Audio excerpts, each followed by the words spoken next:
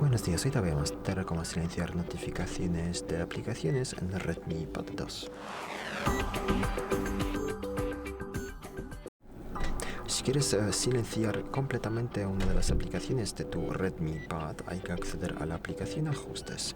Luego de aquí a la izquierda abrimos la pestaña Aplicaciones y luego aquí a la derecha buscamos una aplicación que queremos silenciar. Vamos a silenciar, por ejemplo, Gmail. Entonces pulsamos la aplicación y luego de aquí seleccionamos la opción Notificaciones aquí más abajo.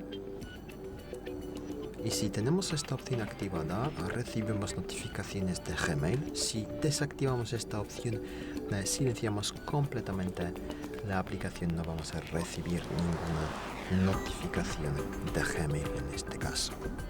Muchas gracias por ver el vídeo. Te invito a comentario abajo, suscribirte al canal. Hasta luego.